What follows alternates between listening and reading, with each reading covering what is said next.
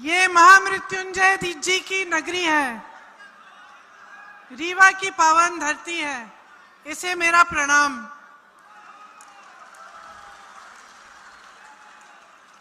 विंध्य की महिमा हमारे राष्ट्रगान में भी है, इसका जिक्र है, यहाँ आकर गर्व होता है। मेरे परिवार का एक आपसे पुराना रिश्ता भी है। नेहरू जी को यहाँ आना बहुत पसंद था, चचाई फॉल्स उनको बहुत पसंद थे, यहाँ आते थे। एक बार इंदिरा जी को भी साथ लाए और इंदिरा जी और राजीव जी ने तो अपने कार्यकाल में यहाँ के बहुत दौरे किए। मेरे पिता राजीव जी शहीद होने से एकदम पहले भी यहाँ आए थे। मुझे अभी बताया गया कि इसी मंच से उन सब ने भाषण दिया, तो मेरे लिए तो कम से कम यहाँ पे खड़ा होना और आज आपको संबोधित करना उनके प्रति एक तरह से एक श्रद्धा की बात भी है, और उनके साथ साथ आपके प्रति, क्योंकि वो ऐसे नेता थे जो जनता के लिए दिन रात एक करते थे। उनके दिल में जनता के लिए सेवा भाव था, जनता के लिए करुणा थी, लेकिन सबसे महत्वपूर्ण ये बात थी कि वो जनता से अपने ऊपर, जनता को अपने ऊपर मानते थे, अपने आप को जनता से ऊपर नहीं। आजकल की राजनीति में ऐसे मिसाल कम है। देखिए, कांग्रेस पार्टी ने इस चुनाव में कुछ घोषणाएं की हैं मध्य प्रदेश के लिए, तो सबसे पहले मैंने सोचा मैं घोषणाएं सुना देती हूं, उसके बाद अपना भाषण शुरू करूंगी।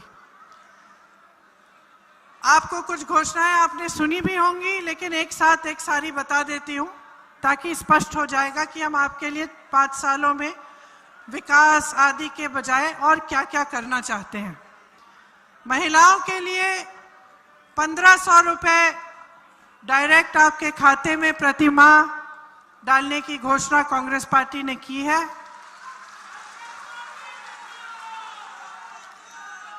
गेहूं का समर्थन मूल्य 2600 तक बढ़ाया जाएगा। धान का समर्थन मूल्य 2500 तक बढ़ाया जाएगा। किसानों के कर्ज माफ किए जाएंगे, इससे पहले भी किया था और हमारी सरकारें अन्य प्रदेशों में कर रही हैं। 100 यूनिट बिजली माफ होगी, 200 यूनिट बिजली बिल हाफ होगी, मतलब आधी होगी। पुरानी पेंशन सरकारी कर्मचारियों के लिए जो पुरानी पेंशन है वो प्रदेश में लागू होगी। अभी हाल में छत्तीसगढ़, राजस्थान, हिमाचल में लागू है, वहां हमारी सरकारें हैं। गैस का सिलेंडर 500 रुपए में आपको मिलेगा। 5 हॉर्स पावर की सिंचाई की बिजली मुफ्त मिलेगी। ओबीसी वर्ग के लिए जो आरक्षण है वो बढ़ाया जाएगा 27% तक। यहाँ प्रदेश में जातिगत जनगणना की जाएगी। 2 लाख सरकारी पद खाली पड़े हैं, उन्हें जल्द से जल्द भरा जाएगा। जो बच्चे प्रतियोगी परीक्षाएं देते हैं, उनको फीस भरनी पड़ती है। और अक्सर क्या होता है, आजकल बहुत हो रहा है कि जो ये परीक्षाएं हैं इनमें घोटाला हो जाता है। तो बच्चा परीक्षा देता है, उसके बाद उसको फिर से दोबारा फीस भरनी पड़ती है, दोबारा देना पड़ता है। तो हमने तय किया है कि जो प्रतियोगी परीक्षाएं हैं वो निःशुल्क होंगी, उसमें 100% फीस की छूट होगी। परिवार सहित 25 लाख रुपए का स्वास्थ्य बीमा होगा। आज राजस्थान में हो रहा है, बड़े बड़े हार्ट की सर्जरियां भी मुफ्त में हो रही हैं इस बीमे के जरिए। राजस्थान में हो रहा है, हम चाहते हैं कि मध्य प्रदेश में यही पॉलिसी लागू हो। यहाँ पे भी आपको 25 लाख रुपए तक स्वास्थ्य बीमा मिलेगा, और अगर दुर्घटना में आपको चोट लग जाए या कुछ हो जाए तो उसके लिए 10 लाख का बीमा होगा। पढ़ो और पढ़ाओ योजना में कक्षा 1 से 12 तक बच्चों को निःशुल्क शिक्षा मिलेगी। 1 से 12 तक निःशुल्क शिक्षा, और 1 से 12 तक अलग अलग ग्रुप्स में, मतलब 1 से 12, शायद 1 से 8वीं क्लास तक 500 रुपये प्रति माह मिलेंगे।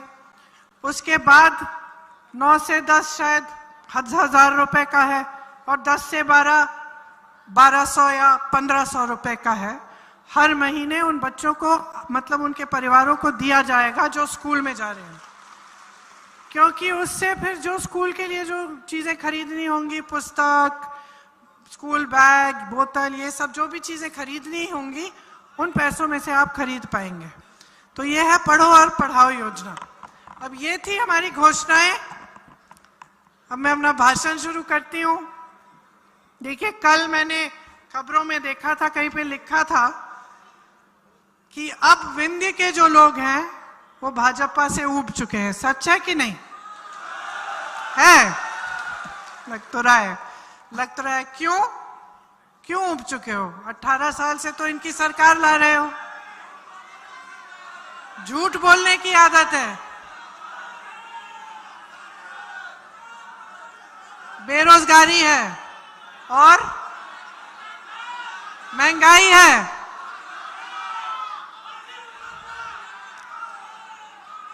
तो देखिए, आपके क्षेत्र में तो ये स्पष्ट है कि जो सैनिक स्कूल है, जो इंजीनियरिंग कॉलेज है, जो संजय गांधी अस्पताल है, ये ऐसी जो चीजें हैं, ये भाजपा की सरकार ने तो बनाई नहीं है। सच बात है, सच है। आप कह रहे हैं बेरोजगारी है, आप कह रहे हैं महंगाई है, आप ये बात, मोटी मोटी बात ये कह रहे हैं कि आपके जीवन में खूब संघर्ष है। हाँ, फर्जी घोषणाएं होती हैं। चलिए, फर्जी घोषणाएं होती हैं। देखिए, आप कह रहे हैं कि आपकी परिस्थितियां आज क्या है। प्रदेश में जो हालात है वो आप खुद जान रहे हैं। इस मंच पर खड़े होकर कोई नेता आपको समझाता है, उसकी आपको जरूरत ही नहीं है। आप खुद जान रहे हैं कि आज आपकी परिस्थितियां क्या है। आपने बार बार मामा जी को वोट दिया। जब आपकी समस्याएं खड़ी हुई, जब महंगाई बढ़ती चली गई, बेरोजगारी बढ़ती चली गई, किसान कर्ज में डूब रहे हैं, वो होते रहा, आप शिक्षा की सुविधाएं मांगते रहे, कुछ बना नहीं, स्वास्थ्य की सुविधाएं नहीं है। जब ये सब बढ़ता चले गया और आपने पूछा कि भाई हमारे लिए कर क्या रहे हो, तो जहां तक मैं जानती हूं एक ही जवाब आपको मिलता रहा कि हम आपके मामा हैं, फिक्र मत करो, हम सब कुछ कर लेंगे। जवाब मिला कि नहीं? खड़ी खेती आपकी तबाह हो गई, हम आपके मामा हैं, फिक्र मत करो, सुरक्षित रहोगे। किसान को यूरिया नहीं मिला, फिक्र मत करो, सुरक्षित रहोगे, हम मामा हैं। 18 सालों से आप सुन रहे हैं कि हम मामा हैं, हम मामा हैं, हम मामा हैं, हम कर लेंगे। 18 सालों से आप देख रहे हैं कि कुछ नहीं हुआ। 18 सालों से आप देख रहे हैं कि जब जब चुनाव आता है, धर्म की बातें उभारते हैं, अचानक धर्म के बारे में बात होने लगती है, जाति की बातें होने लगती हैं। 18 सालों से आप देख रहे हैं कि आपकी समस्याओं के बारे में कोई बात नहीं कर रहा है, जो विकास का कार्य हो रहा है मध्य प्रदेश में उसके बारे में कोई बात नहीं कर रहा है, स्वास्थ्य सुविधाओं के बारे में कोई बात नहीं कर रहा है, बच्चों की शिक्षा के बारे में कोई बात नहीं कर रहा है। आप बार बार वोट दे जा रहे हैं, बार बार मामा जी आपको आश्वासन देते जा रहे हैं, 22,000 घोषणाएं कर डाले, आपने पूछा तक नहीं, आपने पूछा तक नहीं कि इन घोषणाओं का हुआ क्या। भाई, रिश्ता कैसे बनता है? रिश्ता निभाने से बनता है, रिश्ता बगैर काम करने से नहीं बनता। आज मैं हर सभा में जाती हूं, मेरे से पहले इंदिरा गांधी अमर रहे का नारा गूंजता है। क्यों? मोदी जी नाराज भी हो जाते हैं कि भाई ये कांग्रेस के नेता बार बार इंदिरा गांधी का नाम क्यों लेते हैं। मेरे भाषण पे उन्होंने टिप्पणी भी की, क्यों लेते हैं? आप ये नारा क्यों उठाते हैं? क्योंकि वो असली रिश्ता था, वो नेता और जनता के बीच खोखला रिश्ता नहीं था। उनको मामी जी चाची जी कहने की कोई जरूरत नहीं थी। आप जानते थे कि ये महिला जब आपके यहां आएगी, आपकी मुसीबतों के लिए लड़ेगी, आपकी समस्याओं को हल करने के लिए पूरा प्रयास करेगी। आप मजदूरी कर रहे हो, आपको पट्टा देगी। आपको मालूम था कि ये महिला जो आपके सामने कहेगी वो करके दिखाएगी, मालूम था कि नहीं? और आज उनके गुजर जाने के 40 साल बाद आप उनको इसलिए याद करते हैं। आपके मन में उनके लिए इसलिए श्रद्धा है क्योंकि उन्होंने सिर्फ काम करके नहीं दिखाया, उन्होंने इस देश के लिए, आपके लिए, इस धरती के लिए अपनी जान दे दी और पीछे नहीं हटी। ये होता है नेता और जनता के बीच का रिश्ता। ये होता है दिल में आदर, जो सिर्फ जनता के दिल में नेता के प्रति नहीं, लेकिन नेता के दिल में जनता के प्रति होता है। आज खूब पब्लिसिटी होती है, खूब मीडियाबाजी होती है, खूब घोषणाएं होती हैं, खूब रिश्ते बातों बातों में बन जाते हैं, लेकिन उन रिश्तों को निभाने वाला कोई नहीं है। चुनाव खत्म होता है, घोषणाएं भूली जाती हैं, काम कोई करता नहीं है। आज का नेता जान गया है कि जैसे ही वोट डालने का समय आता है, चुनाव का समय आता है, पब्लिक का ध्यान भटका दो, ऐसी बातें करो जिससे पब्लिक के जज्बात जुड़े हुए हैं, वोट बटोरो, सत्ता में आ जाओ और बाकी उसके बाद पब्लिक को भूल जाओ। ये आदत किसने डाली भाई नेताओं में? मैंने तो नहीं डाली, आपने डाली? किसने डाली बताओ? किसने डाली? पब्लिक ने डाली है, आपने डाली है। ये बहुत बड़ी शिकायत है आपसे, आपने ये आदत डाल दी। पिछली सभा में मैं कह रही थी, मेरे पिताजी प्रधानमंत्री थे, मैं उनके पीछे पीछे जाती थी। अमेठी उनका संसदीय क्षेत्र था, तो उनके साथ चली जाती थी हर बार। मैंने अपनी आंखों से देखा है, अपने कानों से सुना है, प्रधानमंत्री घर पे आ रहा है, वहां पे गांव में महिलाएं ऐसे उनको डांट रही हैं कि भैया तुम भैया हो हमारे, प्यार हम करते हैं तुमसे, ये सड़क हमने पिछले 6 महीने पहले आपसे कहा था इस सड़क को ठीक करो, अभी तक इस सड़क की मरम्मत नहीं करी है, हम वोट नहीं देंगे इस बार। ये देखा है मैंने। और मैंने ये भी देखा है कि वो प्रधानमंत्री वहां खड़े होकर नाराज नहीं हुआ। उसने ये नहीं कहा कि मीडिया ये दिखाओ मत, उन्होंने ये नहीं कहा कि चुप हो जाओ, मेरे से ऐसे कैसे बात कर ली तुमने, जानती नहीं हो मैं कौन हूं, ये नहीं कहा। मुस्कुराए, कहा सही कह रही हो बहन, ये इसका ऑर्डर मैंने दे दिया है, ये अभी तक हुआ नहीं है, 6 महीने और दे दो मैं करवा दूंगा। ये था असली रिश्ता जनता और नेताओं के बीच, जो खत्म हो गया है। और खत्म इसलिए हो गया है क्योंकि आप नेताओं को एहसास ही नहीं दिलाते कि यहां इतने बड़े मंच पर खड़ा करने वाला कौन है। आप एहसास ही नहीं दिलाते कि अगर वो नेता आपके लिए काम नहीं करेगा तो आप उसको खदेड़ देंगे, उसकी सरकार हटा देंगे, बदल देंगे। बहुत ज्यादा भरोसा करते हैं आप। या फिर कभी कभी मैं सोचती हूं कि अपने विवेक को इस्तेमाल नहीं कर रहे हैं जब आप वोट दे रहे हैं, अपने जज्बातों का इस्तेमाल कर रहे हैं। और आपके जज्बातों को नेता और जो राजनीतिक दल इस्तेमाल करना चाहते हैं वो पूरी तरह से इस्तेमाल कर रहे हैं। वरना देखिए, लोकतंत्र में किसी भी नेता की हिम्मत नहीं होनी चाहिए कि आपके सामने आए, झूठी घोषणाएं करे, 5 साल बीत गए, अपने आसन पे बैठे रहे, अपना महल बनाते रहे, अपने बच्चों को विदेश भेजते पढ़ाने के लिए, और आपके बारे में ना सोचे। किसी की हिम्मत नहीं होनी चाहिए। मैंने कहा रिश्ता निभाने से बनता है, वरना मामा कंस मामा भी थे। तो ये शिकायत है मेरी कि आप सबक नहीं सिखाते। बगल में छत्तीसगढ़ है, बगल में एक तरफ छत्तीसगढ़, एक तरफ उत्तर प्रदेश, एक तरफ कांग्रेस, एक तरफ भाजपा, बीच में आप, और आपके यहां भी भाजपा की सरकार है कि नहीं? मैं आपको बताना चाहती हूं कि कांग्रेस की सरकार ने आपके बगल के प्रदेश में क्या क्या काम किए हैं, ताकि आप तुलना कर पाएं कि आपके यहां क्या हो रहा है, वहां क्या हो रहा है। शिक्षा के बारे में बात करते हैं। यहां शिक्षकों के पद खाली हैं। 7,000 से अधिक पाठशाला बंद हुए हैं, इनके कार्यकाल में बंद हुए हैं। वहां हमारी सरकार ने एक नए तरह का पाठशाला बनाया हर जिले में। जैसे नवोदय विद्यालय होता था, उस तरह से प्रदेश सरकार ने बना दिया है, हर जिले में बनाया है। और ये घोषणा कर दी है कि हमारी सरकार 5 साल और आएगी तो जितने भी सरकारी पाठशाला हैं सबको अपग्रेड किया जाएगा, सब इंग्लिश मीडियम होंगे।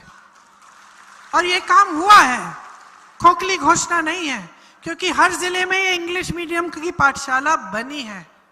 मैं उन बच्चों से मिली हूं, कितना गर्व होता है उनसे मिलके।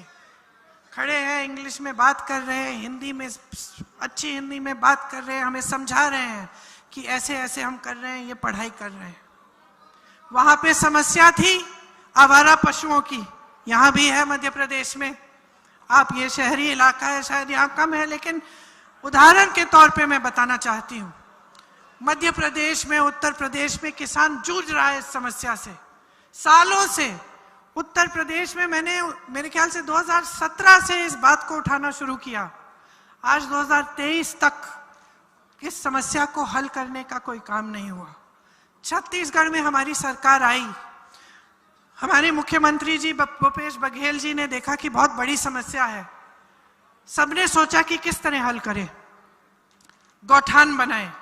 ठीक है, गौठान तो सब जगह बनते हैं, मैंने यूपी में भी देखे, वहां गौ माता को रख लेते हैं, छोड़ देते हैं, चारा नहीं होता, पानी नहीं होता, ऊपर धूप है, वहीं पड़ी रहती हैं बेचारी। छत्तीसगढ़ में गौठान ऐसे बनाए कि उन्होंने कहा इन गौठानों को हम इनको बनाएंगे इस तरह से कि जो ग्रामीण अर्थव्यवस्था है इसी से चले, इसी से मजबूत बने। रोजगार वहीं दिलवा दिए महिलाओं को, स्वयं सेवा समूह से तरह तरह के काम करा दिए उधर। जो आवारा पशु है उसके बारे में ये घोषणा कर दी कि इसका जो गोबर है ये सरकार खरीदेगी। ये बात जब मैं यूपी में कहती थी लोग हंसते थे, कहते थे अरे ये बात कैसी बात कर ली। आज लोग देख रहे हैं छत्तीसगढ़ की ओर, कह रहे कि भाई ऐसा भी हो सकता है कि सरकार ने कहा हम गोबर खरीदेंगे प्रति किलो इतने में, तो जनता ने क्या किया, अब गोबर खरीदेंगे तो आवारा पशु रखना शुरू किया, उसकी देखभाल की, क्योंकि उससे कमाई शुरू हो गई। मैं ऐसी महिलाओं से मिली हूं जो गौठानों में स्वयं सेवा समूह का काम करती हैं। मैंने पूछा बहन कितना कमा रही हो? 1 लाख रुपए, 6 लाख रुपए गौठान से। क्यों? क्योंकि एक ऐसी सरकार आई जिसने सोचा ये बड़ी समस्या है, इसको हल करना है, इसको इस तरह से हल करते हैं ताकि सब मजबूत हों। इससे क्या हो रहा है, ग्रामीण रोजगार बढ़ने लग रहा है। किसानों की इतनी समस्याएं हैं। छत्तीसगढ़ हमारा प्रदेश है जहां हमारी सरकार है, जो केंद्र सरकार की नीतियां हैं जिससे किसान जूझ रहा है, परेशान है। खाद महंगी हो गई है, सब कुछ महंगा हो गया है, ट्रैक्टर पे भी जीएसटी है, पेट्रोल डीजल महंगा हो गया है। उससे हमने प्रयास किया है कि किसानों को हम बचाएं। कैसे? सबसे पहले तो हमने उनका कर्ज माफ किया, फिर जो उनकी वन उपज थी, वन उपज के लिए भी हमने न्यूनतम समर्थन मूल्य दिया। मैंने यहां कहा कि हम 2600-2500 देना चाहते हैं गेहूं और धान के लिए। छत्तीसगढ़ में 2400 हम कितने समय से दे रहे हैं। मोदी जी की वाराणसी उनका सांसदीय क्षेत्र है, उसमें 1200 से 1400 मिल रहे हैं। और मोदी जी आते हैं छत्तीसगढ़, क्या कहते हैं कि भाई मैं भेज रहा हूं धान के पैसे, तो फिर वाराणसी भेजिए ना, जहां आपकी सरकार है, वहां नहीं भेज रहे हैं। तो जो प्रदेश सरकार कर रही है उसका भी श्रेय चाहते हैं, और असलियत कुछ और है। लेकिन मेरा मतलब, ये सब कहने का मतलब क्या है, रोजगार छत्तीसगढ़ में बढ़ा है। आज पूरे देश में सबसे कम बेरोजगारी कौन से प्रदेश में है? ये मेरे कहने से मत मानिए, आंकड़े देखिए। सबसे कम बेरोजगारी छत्तीसगढ़ में है। और यहाँ क्या हालात है? पूरे देश भर में 45 सालों में सबसे ज्यादा बेरोजगारी आज है। मोदी जी के सरकार की किए हुए काम है ये। प्रदेश में, आपके प्रदेश में बेरोजगारी इतनी बढ़ गई है कि पूछिए मत। घोटाले ही घोटाले हो रहे हैं। बच्चे बेचारे पढ़ते हैं, आप लोग मेहनत करते हो अपने बच्चों को पढ़ाने के लिए, दिन रात नौकरी करते हो, खेती में मजदूरी करते हो, जो भी करते हो उनको पढ़ाने लिखाने के लिए, उनके भविष्य को मजबूत बनाने के लिए।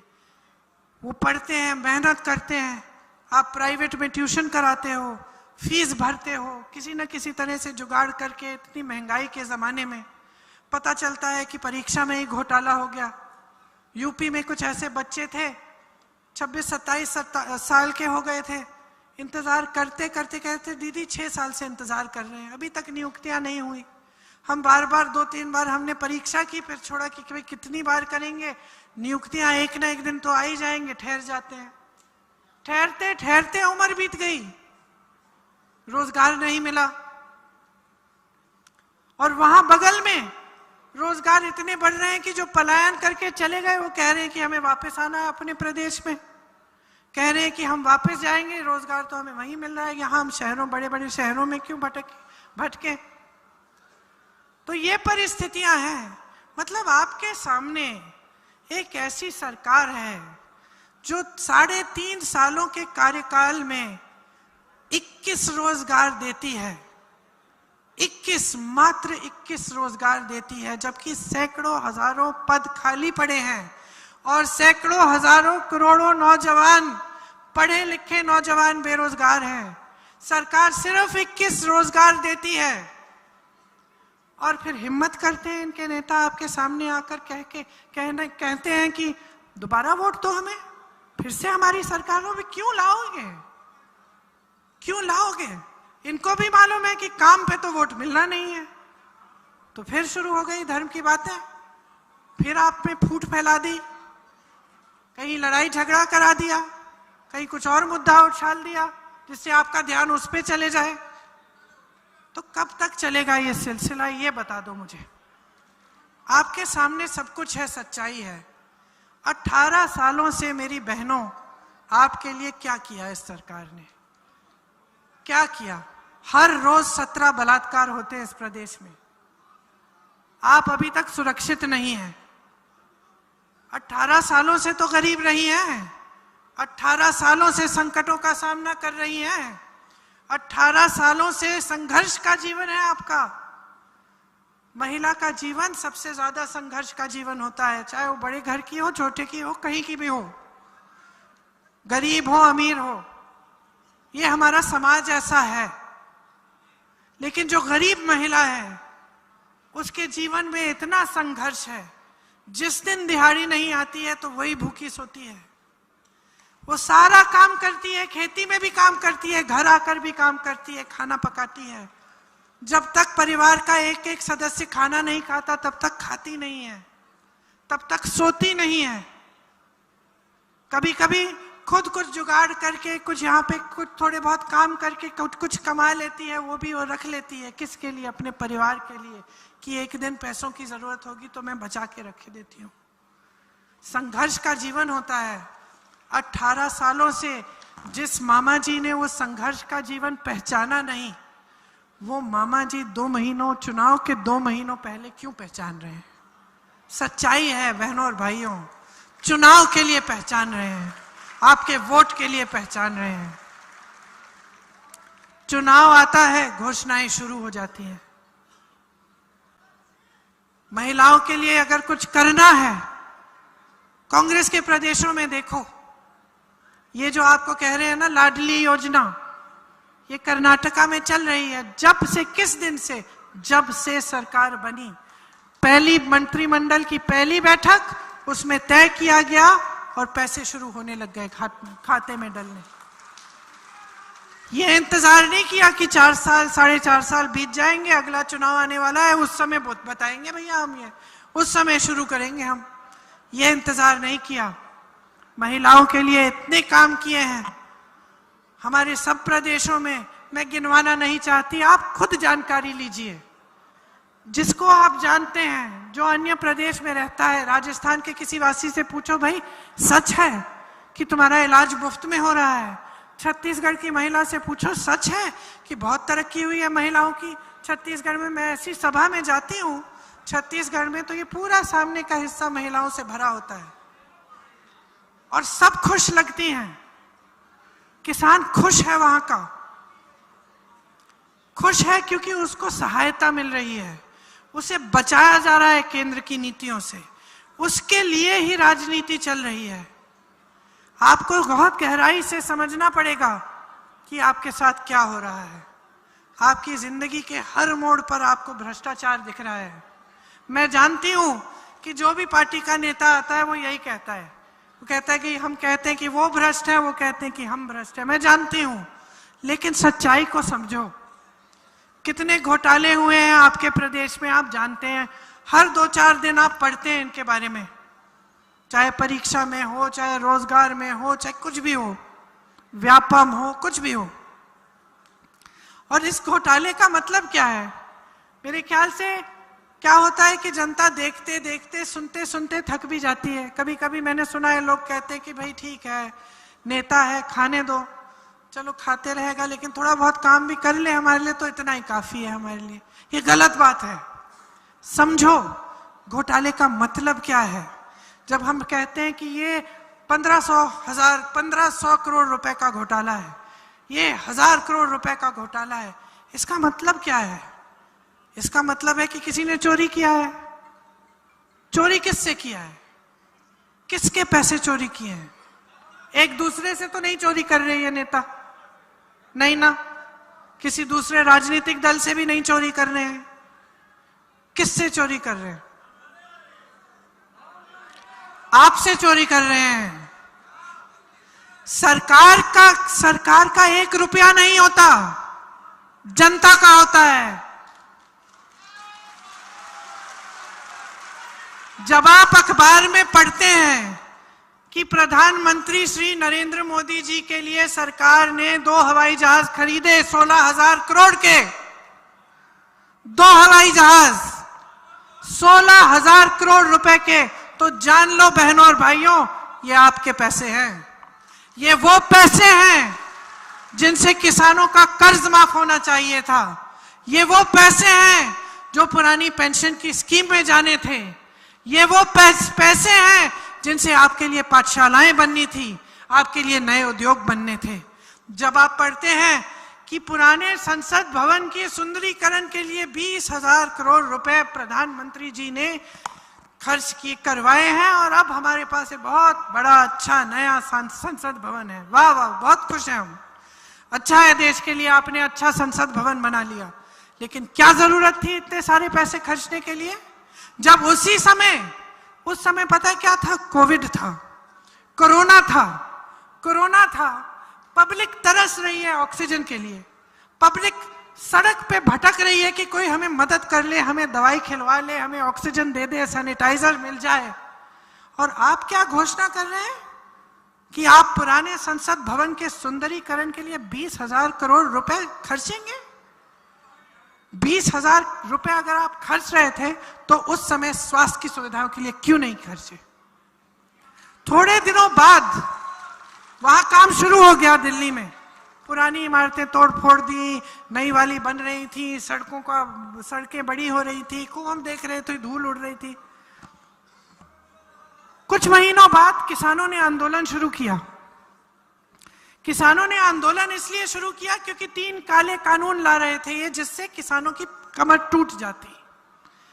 किसान समझ गया ये बात, आंदोलन किया, सैकड़ों किसान शहीद हुए, सड़क पर निकले, बैठे रहे महीनों के लिए। आप सब जानते होंगे, आपने पढ़ा होगा अखबारों में, महीनों के लिए बैठे रहे। सर्दी थी, बैठे रहे, पानी नहीं था, बैठे रहे, शहीद हुए। प्रधानमंत्री जी अपने आवास से नहीं निकले उनसे बात करने के लिए। उस समय मैं यूपी में काम करती थी, किसानों का गन्ने का बकाया 15,000 करोड़ रुपए था। 15,000 करोड़ रुपए का बकाया, 20,000 करोड़ रुपए का सुंदरीकरण, और सरकार कह रही थी हमें इस बकाये के पास, हमारे पास पैसे नहीं है इस बकाये को देने के लिए। समझ रहे हैं आप? समझ रहे हैं?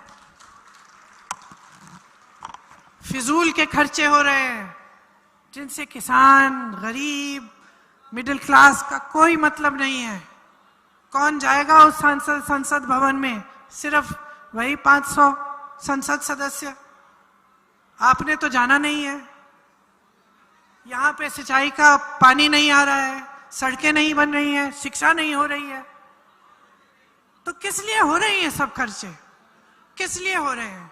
कहा जाता है कि भाई हम बहुत बड़े देशभक्त हैं, देश के मान सम्मान के लिए हो रही है। G20 जैसा इवेंट कभी देश में नहीं हुआ है। बहुत बार हुए हैं ऐसे बड़े बड़े इवेंट, बहुत बार हुए हैं, लेकिन ऐसा खर्चा कभी इस देश में नहीं हुआ है।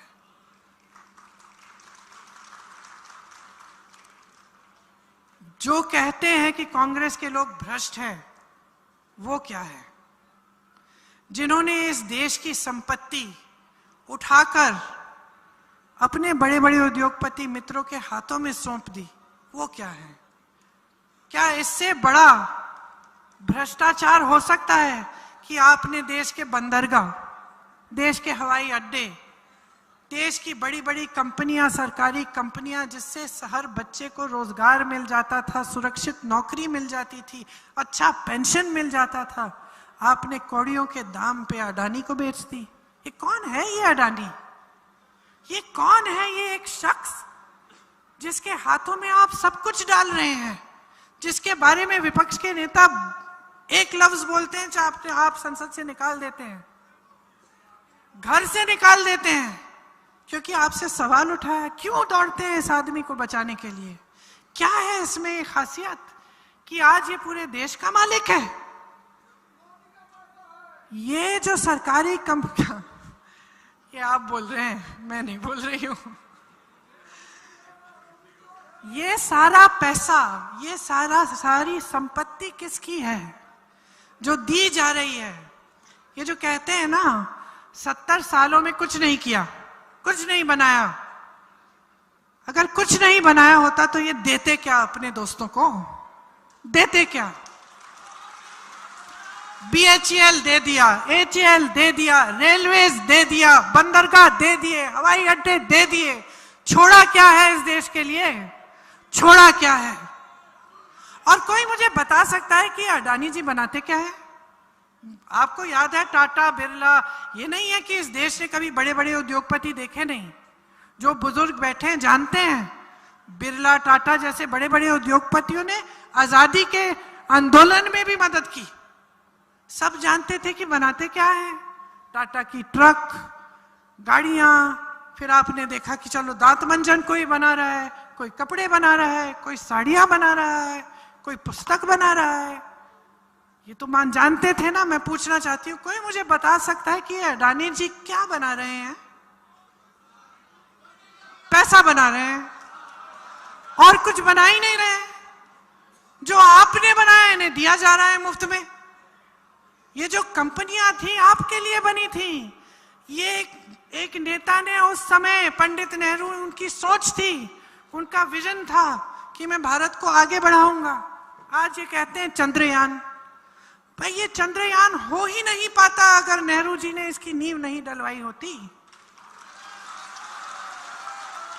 अगर हमारे देश को मजबूत और सशक्त करने के लिए हमारे नेताओं ने एक विजन नहीं दिखाया होता, IIT नहीं बनाई होती, IIM नहीं बनाए होते, अगर हमारे नेताओं ने यह तय नहीं किया होता 80 के दशक में कि हम कंप्यूटर और टेक्नोलॉजी में हम मजबूत बनेंगे, क्योंकि हमारे यहाँ पढ़े लिखे लोग हैं जो इंग्लिश बोलते हैं, जो कि पूरी दुनिया में इतने नहीं हैं जितने हिंदुस्तान में। नहीं, अपने पिता के मुंह से ये बातें सुनी हैं जब ये सब नहीं था। मुझे याद है हम लोग खाना खा रहे थे, वो कह रहे थे कि पता है तुम्हें कि हमारे देश में जितनी शिक्षित इंग्लिश भाषी, अंग्रेजी की भाषा जानने वाले नौजवान हैं दुनिया में कहीं नहीं है। हम में इतनी ऊर्जा है, नौजवान ऊर्जा है। अगर हम यहाँ पे तकनीक को मजबूत बनाएंगे, अगर हम कंप्यूटर को आज के दिन लाएंगे तो देखना 20 साल बाद, 30 साल बाद कितनी तरक्की होगी। 30 साल बाद मेरे पिता नहीं रहे, लेकिन मैं उनकी बातों को याद रखती हूं। जब भी मैं देखती हूं, कुछ समय पहले मैं विदेश में थी, ट्रेन के लिए मैं स्टेशन में खड़ी थी, मेरे साथ एक लड़का खड़ा था, मुझे देखा, उसने पहचान लिया, तो मैंने भी कहा कि तुम भारतीय हो? तो बड़ी खुशी से हम दोनों से एक दूसरे से मिले। हम दोनों दो ही भारतीय थे, उस पूरे स्टेशन में खड़े थे ट्रेन के इंतजार में। तो मैंने कहा भाई क्या करते हो? मुझे बताया मैं इस बड़ी कंपनी में काम करता हूँ, कंप्यूटर की कंपनी में। मुझे इतना गर्व हुआ। ट्रेन में बैठते ही मेरे दिमाग में मेरे पिता की बातें आई कि अगर उस समय सबसे लड़के, इन्हीं भाजपा के नेताओं से लड़के जो धरना प्रदर्शन कर रहे थे कि कंप्यूटर इस देश में नहीं चलेगा, कंप्यूटर नहीं चाहिए इस देश में, सब बर्बाद कर देगा, उनसे लड़के ये नीतियां बनाई। और उस वजह से कि उस समय 30 साल पहले किसी ने सोचा कि आगे हमारे देश के भविष्य के लिए क्या अच्छा है, उन नीतियों का आज की सफलता हम आज देखते हैं। तो देखिए, जो राजनीति है ना, वो दो तरह की होती है। नेता भी दो तरह के होते हैं। एक अपने लिए, अपने मान सम्मान के लिए, सत्ता अपने लिए, सब कुछ कमाने के लिए अपने लिए, और राज करता है इस तरह से कि सब कुछ ठीक है, जो ऐसे लगे कि मैं ही बड़ा हूं, मैं ही सर्वोपरि हूं, मैं ही सर्वशक्तिमान हूं, मैं ही सर्वज्ञानी हूं। ये एक तरह का नेता होता है। दूसरा नेता होता है जो सोचता है कि मैं इस जनता को सर्वशक्तिमान कैसे बनाऊं, मैं इस जनता को सर्वोपरि कैसे रखूं, मैं इसका विकास कैसे करूं। मैं एक योजना बनाता हूं, मैं सोचता हूं कि 10 सालों में अगर हम ये उद्योग यहां लगा दें और हम यहां इस गांव को मजबूत बना दें तो 10 साल बाद इसका कितना फायदा होगा। तो ये दो राजनीति जो है ना, आपको साफ साफ दिख रही है। क्योंकि अगर ये दूसरी तरह की राजनीति, जो विकास वाली राजनीति होती, जो जवाबदेही राजनीति होती, जो आपके प्रति जिम्मेदारी वाली राजनीति होती आपके प्रदेश में, तो आज आप इस परिस्थिति में नहीं होते। आज मध्य प्रदेश का किसान रोता नहीं, आज मध्य प्रदेश का नौजवान बेरोजगारी में से जूझता नहीं, आज मध्य प्रदेश की महिला अपने आप को असुरक्षित नहीं महसूस करती। अगर सही तरह की राजनीति चुनो, सही तरह के नेता चुनो, सही तरह की सरकार बनाओ, तभी तुम्हारी तरक्की होगी। इसीलिए आज मैं आपको कहना चाहती हूं, महंगाई से कौन जूझ रहा है? मोदी जी। उनका तो 16,000 करोड़ का हवाई जहाज है, उनको महंगाई से क्या मतलब? मामा जी, कितने घोटाले उनके आंखों के सामने हो गए, उनको महंगाई से क्या मतलब? क्या वो प्याज खरीदने जाएंगे दुकान में? एक आध बार चले भी जाते तो पता चलता कि क्या हालात है पब्लिक की। कौन जूझ रहा है? दिवाली आ रही है, घर को सजाना है, लिपाई पुताई करानी है, मेहमान आएंगे, खाना बनाना है, अपना मान सम्मान रखना है, कुछ अच्छा खिलाना है, दिए जलाने हैं, बच्चे पटाखे चाहते हैं, कुछ चाहते हैं जलाने के लिए। और आपके मन में ये घबराहट होनी चाहिए कि कैसे करेंगे? त्योहार से डर लगने लग गया है कि खुशी से कैसे मनाएंगे? सब कुछ इतना बर्तन महंगे हो गए हैं, धनतेरस पे जाओगी खरीदने, क्या मिलेगा? बर्तन पे टैक्स लगा दिया है। दुकानदार घबरा रहा है कि फिर से दिवाली आ रही है, क्या पता लोग खरीद पाएंगे कि नहीं, हमारा बिजनेस चलेगा कि नहीं। यही समय होता है जब सब खरीदते हैं, सबके जेब में पैसा होना चाहिए। तो जब आपकी परिस्थितियां ये है तो आपको ये भी समझना पड़ेगा कि आपकी जिम्मेदारी क्या है। ये लोकतंत्र है। बड़े बड़े महापुरुषों ने आजादी की लड़ाई इसलिए लड़ी ताकि आप आजाद हों। आजादी का मतलब क्या है? कि लोकतंत्र में आपकी शक्ति आपके हाथों में हो।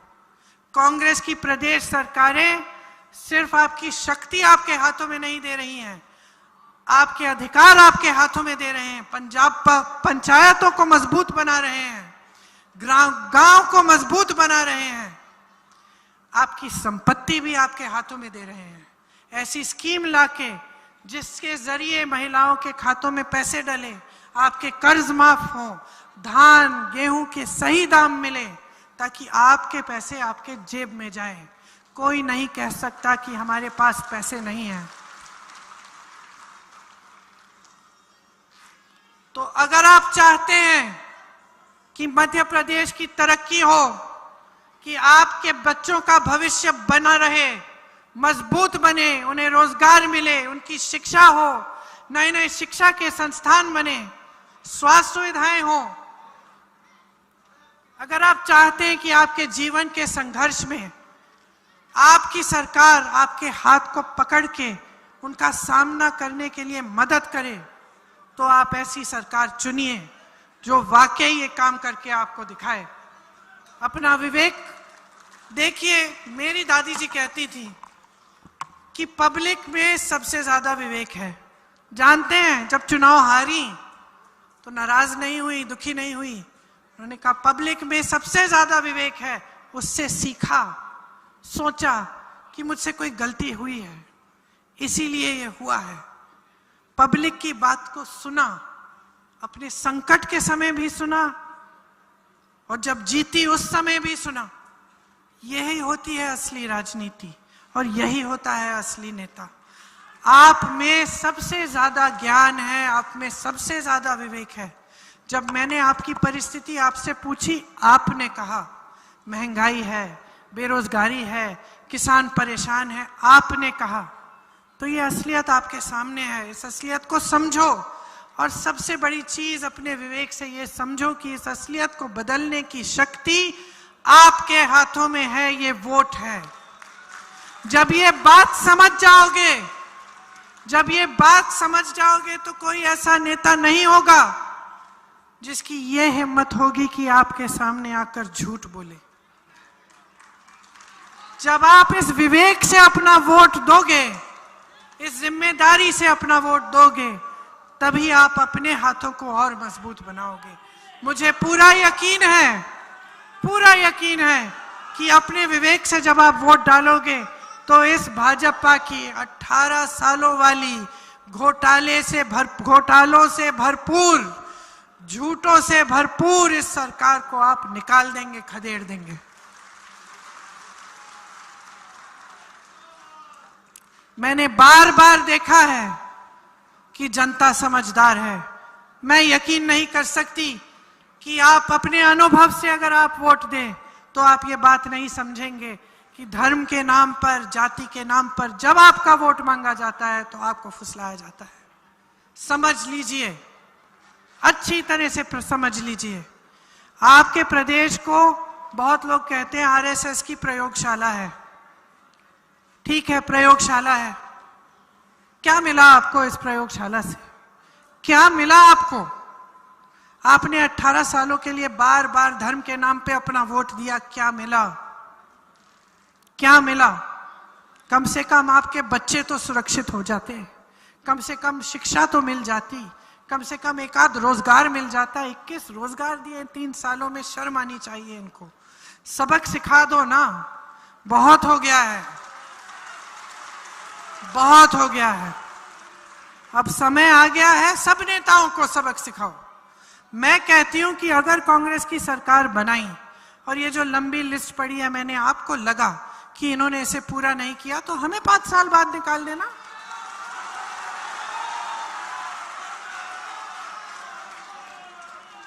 तो ये बात सबके लिए है।